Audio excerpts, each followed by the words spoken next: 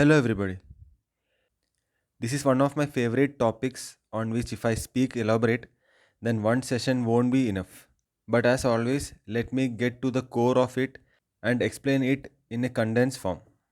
Especially these days, this topic is so much relevant where new immature investors bust up their hard earned money falling into pure emotional investing traps. Active monitoring of your portfolio is important for navigating the changing dynamics of financial market, but still it is vital for investors to manage the behavioral impulses of emotional buying and selling that arises from unwanted close following of markets up and down.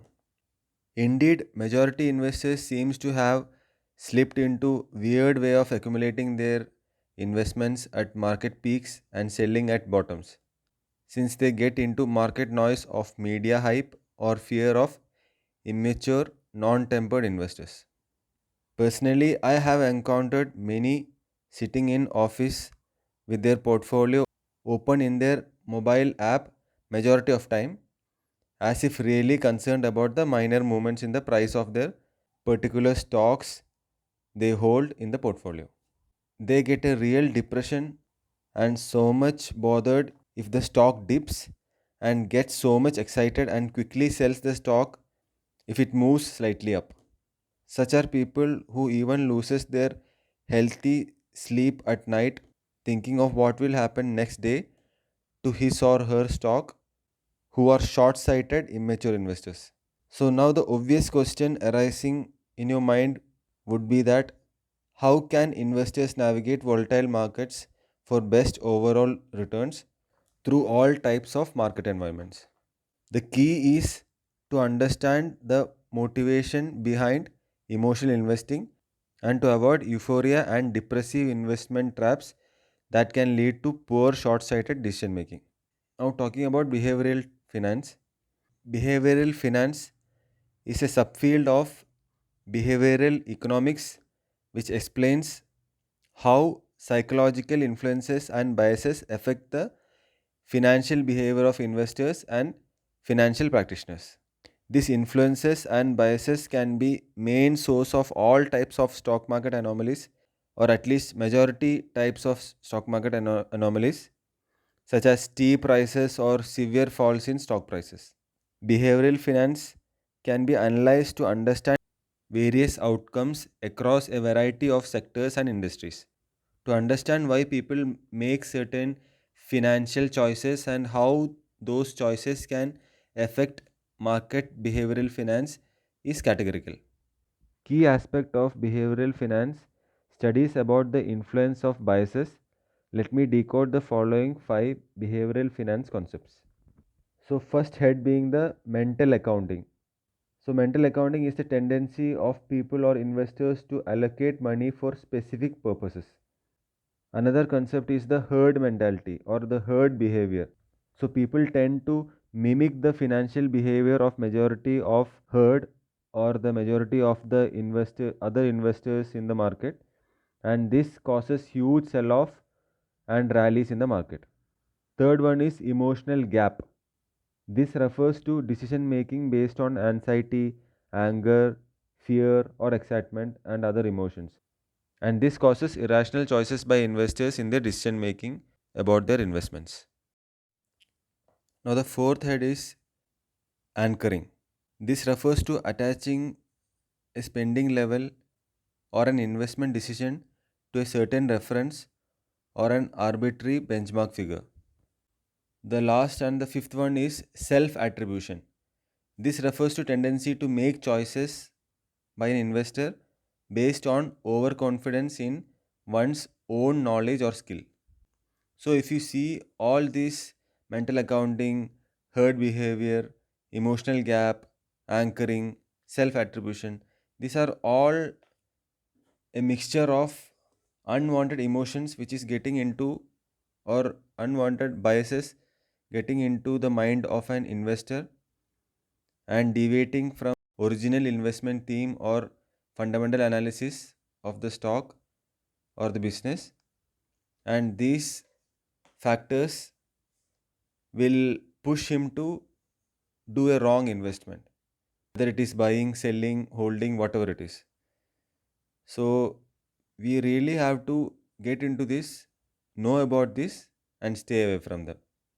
Now, following are the biases in behavioral finance. The first one is confirmation bias. So confirmation bias is when investors has bias towards accepting information that confirms their already held belief in an investment, even if it's flawed or false. Next one is experience bias.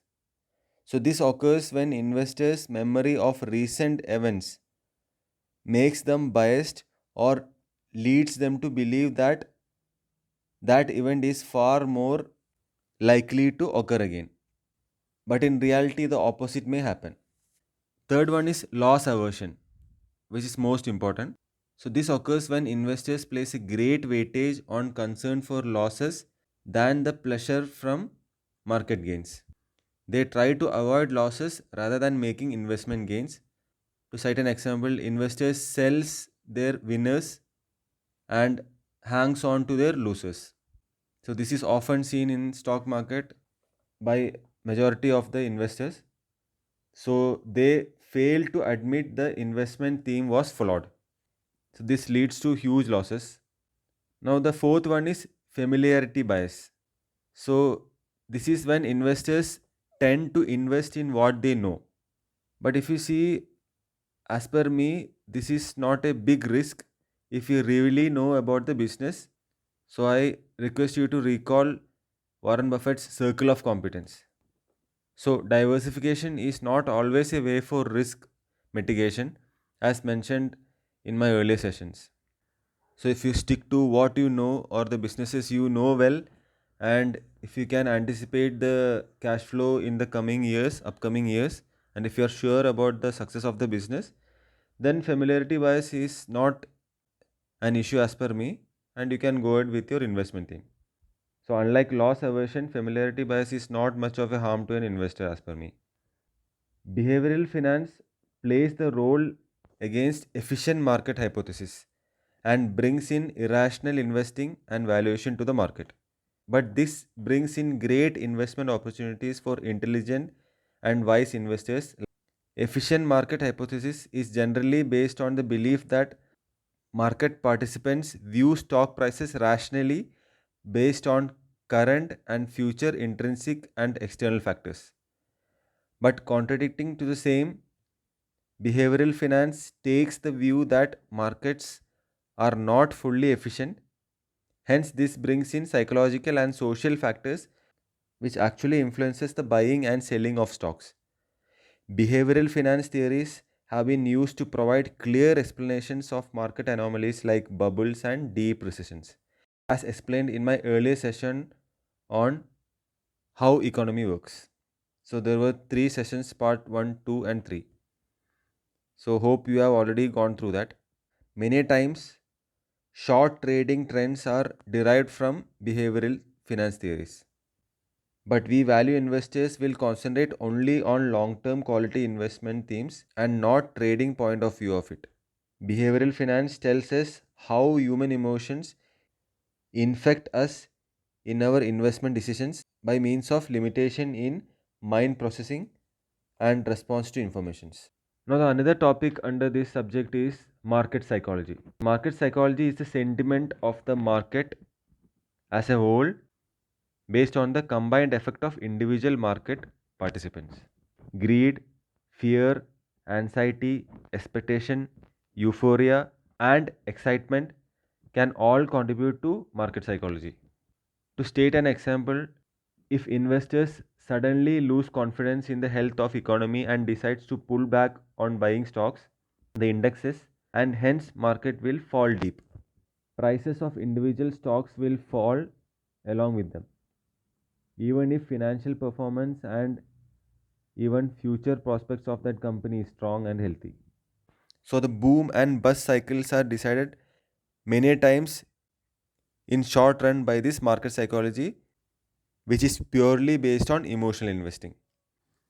We value investors never get into the dream world and should stay patient and Stick to our quality stocks which are well researched, and investment rationale behind the same is well known to us, whatever the market thinks, because majority of the market thinking will be emotion driven.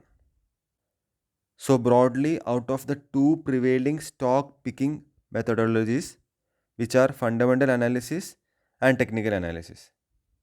So fundamental analysis, as we all know, has got little place for market psychology, since it's based on purely true performance of the company, unlike technical analysis, wherein trends and other patterns are driven purely by market psychology. And as per me, no one has made enormous wealth consistently and peacefully using the second option, which is technical analysis. I know many who is hearing this session would disagree on my point, but at least from my experience or from great investors' experience, this has been proven true. So, herd behavior or herd mentality, panic selling, irrational exuberance, etc., are various market psychologies we have in the sector. We value investors utilize the immature, emotion driven market psychology to either buy low and sell high if the stocks we have been holding goes down much below its intrinsic value or hits its intrinsic value or even much above it. There are various technical analysis tools to reveal the market sentiment based on historical price actions, volume, etc. So I am not an expert to talk on technical analysis because I purely disagree to all the methodologies related to technical analysis, and I strongly believe in the fundamental analysis and the true growth of the company. Herd mentality or herd instinct, or otherwise called power of masses, drives the market crazy, and the fight between bulls and bears continues. If a huge sell comes in, others also tend to sell without knowing the underlying theme of the sell off. Market is often manipulated on this, hence market regulators like SEBI in India has come up with upper circuit and lower circuit restricting the trade at least for that day to control investor emotions to an extent and to avoid stock price or the stock value being manipulated. I still remember a classic case wherein Interglobe Aviation, otherwise called Indigo, was trading at around 600 to 650 rupees per share, and that it had hit 1800 levels say few months back. So that was within a year, and at 650 levels analyst had a sell call, and at 1500 to 1800 levels they had a buy call. So this is like selling at bottom and buying at peak, which is totally against a value investor's philosophy. Now I think the Indigo stock is currently trading about 2000 odd levels. I personally hold the stock of Indigo since years and has never been bothered of short term noises and herd mentality and market psychology. It had grown from 600 to 2000 levels, and if I had sold it at a lower level, I would have earned much profit on my principal capital but could have missed these higher levels. My investment theme on Indigo has been its underlying business and not its trade volume or trends or patterns. I don't bother if it dips 50% or more, which in fact it had dipped during the COVID times. Since I knew it's just short term market turbulence, I was never bothered about the short term fluctuation or even the longer term fluctuation in the stock. Its price goes down again to rise up much above the 52-week high. But to reap such profits, we should not be greedy and shall be much balanced a investor without allowing your emotions to take over your original investment rationale. So that skill takes a lot of time spent in the stock market, or you will need that great temperament, like Warren Buffett says always. Again, getting back to Indigo, You would be thinking, what if I had bought at 600 levels and sold at 1800 levels? And again, after market dipped to 650 levels, then buy again and sell at higher levels, double booking the profit. So, firstly, we are not that great to time the market. Secondly, if you sold at 1800 levels, if you book profit, you should have another investment theme to invest in this profit booked to gain to again compound the money. To again compound the money you had reinvested. If you don't find such a stock and that you believe in Indigo itself, which may be much better than other investment choices, then there is no meaning of booking profit in Indigo, and it's better to stay invested and reap the dividends they give yearly, which you may miss if you had traded in it. So I would say it takes lot of guts and temperament to stick to your investment theme, because you will see all your friends, all your relatives, or whoever you know, maybe great investors also selling or buying some stocks which you are not supposed to do at that time. So you have to stick to what you believe in, provided you have done your correct research, so that you will really become a true intelligent investor and reap great profits out of that stock. Mainly, there are four behavioral biases: overconfidence, regret, limited attention span. So, overconfidence is clear, regret is also clear. Now, this limited attention span is you see a stock recommendation or a particular news about some stocks in the website, or even talking among the family or in media. So you get into that stock alone and leave apart all your original investments you have already researched on, and try to invest in those hot stocks, again leading to great losses. Fourth one is chasing trends. So Warren Buffett once told, buy when others are fearful and sell when others are greedy. So this should be the motto of a true value investor, or in that case, a true investor. So, talking about a trend, I am not an expert in that, but still, trend is not that only you identify. The whole world is also behind the trend, and it's most likely that it's already priced in much before you identify it. Hence, avoid trading and stick to fundamental analysis and value investing. So, barriers to successful investing from a emotional investing or behavioral finance point of view are emotions, lack of knowledge, losing sight of bigger picture or the futuristic prospects. So in emotions, many people, though they are making a huge loss in some stocks, in some wrong stocks they have invested in, they hold long, they even wait for a break even point for the investments, and this leads to very high stress levels. Maybe the price never reaches your buy price only. In fact, it may be making huge losses, say 70-80%. So instead of booking the profit, you still hold to that with your emotions towards that stock, and this creates high stress levels. Even you lose sleep because your large chunk of money is invested in that. So as per me, if it is a real loss making and the fundamentals of the company has changed over the years, it is better to sell off and invest in other undervalued stocks, which you are sure that it will catch up to its intrinsic value and cover all these losses you have made in the wrong choice of stock, and again brings you profit. So the strategies to remove barriers I have listed on the screen. So first is monitor your performance.